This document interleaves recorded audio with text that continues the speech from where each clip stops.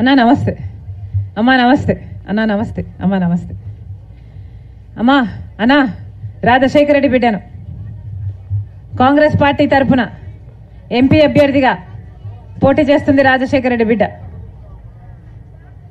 ఈ రాజశేఖర రెడ్డి బిడ్డ ఈ షర్మిలను ఆశీర్వదించాలని మీ ఓటే కాదు మీ ప్రేమ మీ అభిమానం కూడా కోరుతుంది రాజశేఖర రెడ్డి బిడ్డ.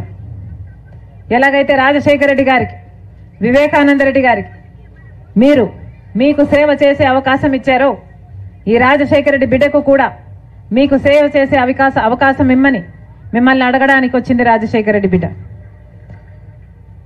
మీ అందరికీ తెలుసు 5 సంవత్సరాలుగా జగన్మోహన్ రెడ్డి గారు ముఖ్యమంత్రిగా ఉంటే అంతకుముందు 5 సంవత్సరాలు చంద్రబాబు గారు ముఖ్యమంత్రిగా ఉన్నారు. 10 సంవత్సరాలు మన రాష్ట్రం ఏర్పడి 10 సంవత్సరాలు అయినా ఈ రోజు వరకు కూడా ఒక్క విభజన హామీ కూడా మనం సాధించలేకపోయాం. ప్రత్యేక హోదా అయితేనేమి, పోలవరం ప్రాజెక్ట్ అయితేనేమి, రాజధాని అయితేనేమి, ఆఖడికి కడప స్టీల్ ఫ్యాక్టరీ కూడా. కడప స్టీల్ ఫ్యాక్టరీ అనేది రాజశేఖర రెడ్డి గారి కళ. అలాంటిది రాజశేఖర రెడ్డి గారి కొడుకు ముఖ్యమంత్రి అయ్యాక కనీసం ఆయనన్నా చేస్తాడు అనుకుంటే 2 సార్లు వెళ్లి శంకుస్థాపన చేసి వచ్చాడు. అంతకుముందు చంద్రబాబు గారే ఒకసారి శంకుస్థాపన చేశాడు. ఆఖరికి అది శంకుస్థాపన ప్రాజెక్టుగా తయారైంది తప్పితే ఒక్క ఇటుక కూడా తీసట్టు పెట్టింది లేదు, తట్టెడు మత్తు తీసట్టు పోసింది లేదు. మరి ప్రాజెక్ట్ ఎలా పూర్తవుతుంది? మరి ఇలాంటి వాళ్ళకి ఎందుకు ఓట్లు వేయాలో ఒకసారి ఆలోచన చేయండి. ఇక్కడ చేనేతలు ఎక్కువ అని విన్నాం, అవునా అన్నా? ఏం చెప్పారు జగన్మోహన్ రెడ్డి గారు? మీ లోన్లన్నీ తీరుస్తామని చెప్పారా? ఫ్రీ కరెంట్ ఇస్తామని చెప్పారా? ఒకటైనా చేశాడా? ఏమన్నా ఒకటైనా చేశారా? కరెంటు ఛార్జీలు ఎంత పెరిగాయి? జగన్మోహన్ రెడ్డి ముఖ్యమంత్రి అయ్యాక 7 సార్లు పెరిగాయి. ఆర్టీసీ ఛార్జీలు ఎంత పెరిగాయి? 5 సార్లు పెరిగాయి. నూనె, చక్కెర, గ్యాస్, పెట్రోల్, డీజిల్ అన్నీ మన రాష్ట్రంలో ఎక్కువే. మరి ఇలాంటప్పుడు ప్రభుత్వాలు ప్రజలకు సాయం చేయాల్సిన ప్రభుత్వాలు ప్రజలను పట్టించుకోకపోతే మరి ఎందుకు ఎన్నుకోవాలన్నా ఇలాంటి ప్రభుత్వాలని ఒకసారి ఆలోచన చేయండి. కాంగ్రెస్ పార్టీ రాజశేఖర రెడ్డి గారి పార్టీ. కాంగ్రెస్ పార్టీ రుణమాఫీ చేసిన పార్టీ.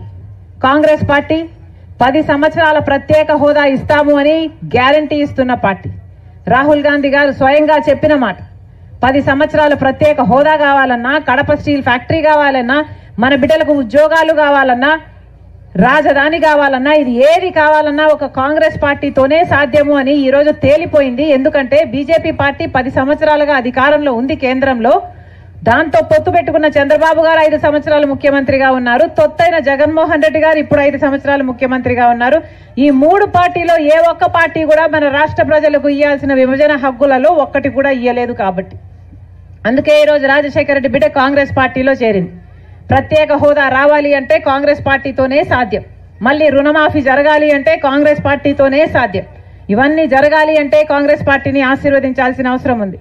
అన్న, ఈరోజు రాజశేఖర రెడ్డి బిడ్డ ఎంపీగా పోటీ చేస్తుంది. ఇక్కడ ఎంపీగా ఉన్న వైసీపీ క్యాండిడేటు అవినాష్ రెడ్డి గారు.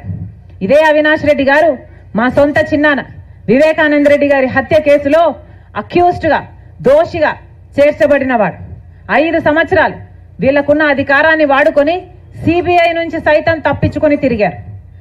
జగన్మోహన్ రెడ్డి గారు సాక్షాత్ ముఖ్యమంత్రి హోదాలో ఉండి చిన్నాన్నను హత్య చేయించిన అవినాష్ రెడ్డి గారిని 5 సంవత్సరాలు కాపాడుకుంటూ వచ్చారు. ఆయన బిడ్డేమో ఈ రోజు వరకు న్యాయం కావాలి అని కోర్టుల చుట్టూ, పోలీస్ స్టేషన్ చుట్టూ తిరుగుతూనే ఉంది. 5 సంవత్సరాలుగా న్యాయం జరగలేదు. వివేకానంద రెడ్డి గారు ఎవరన్నా? రాజశేఖర రెడ్డి గారి తమ్ముడు. ఈ గడ్డ బిడ్డలకు 40 సంవత్సరాలు సేవ చేసిన నాయకుడు. అలాంటిది వివేకానంద రెడ్డి గారిని ఆయన సొంత ఇంటిలోనే గొడ్డలితో 7 సార్లు నరికి చంపితే ఈ రోజు 5 సంవత్సరాల వరకు న్యాయం జరగలేదు అంటే ఇక సమాజంలో న్యాయం ఉందనా, చచ్చిపోయింది అనా?